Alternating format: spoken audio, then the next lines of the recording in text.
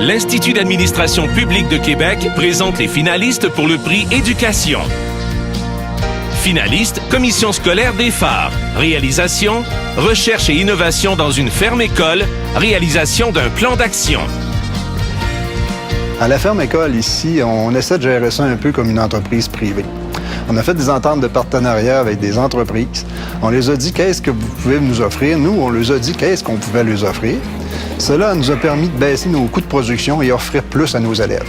L'objectif était de devenir une ferme-école modèle.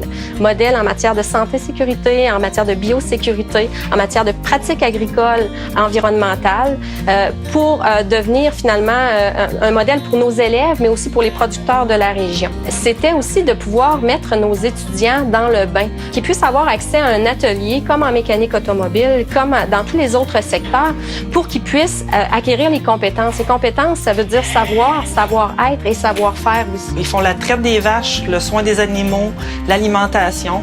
Donc, ils développent très rapidement le sentiment d'appartenance car ils sont eux-mêmes responsables de la ferme-école. Alors, le fait de faire des recherches scientifiques, des essais de culture, c'est qu'on veut devenir un partenaire incontournable au niveau du développement agricole régional. Grâce à la recherche, à l'innovation, les enseignants peuvent être à la fine pointe de la technologie. Notre modèle de partenariat est exportable dans tous les secteurs de la formation professionnelle au Québec. Depuis plusieurs années, on a vraiment réalisé de belles choses, mais le plan d'action en matière d'innovation, c'est notre vision pour l'avenir. Finaliste, commission scolaire de Laval. Réalisation, j'embarque dans le mouvement. Le projet J'embarque dans le mouvement, c'est une vision, c'est une action concertée, mais également, c'est un grand virage que nous avons entrepris à la commission scolaire de Laval en matière de déplacement actif, de saines habitudes de vie et surtout de sécurité aux abords des écoles primaires.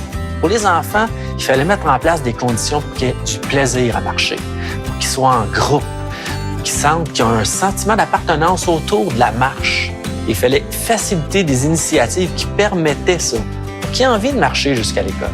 Ce projet est né suite à l'adoption de la nouvelle politique sur le transport scolaire qui augmentait les distances de marche entre la résidence et l'école, faisant en sorte qu'à Laval, nous avions 2500 nouveaux marchants. Mais la sécurité, c'était quand même un enjeu important et il fallait que les jeunes soient en sécurité pour que les parents aient le goût d'embarquer dans ce projet-là. Nos principaux objectifs étaient d'une part la santé des élèves, qui se traduisait par la promotion des saines habitudes de vie et la valorisation des déplacements actifs, et également la sécurité des élèves, notamment aux abords des écoles primaires. Le défi de gestion, c'était vraiment d'utiliser toutes les initiatives disponibles sur notre territoire et de les mettre au profit du projet.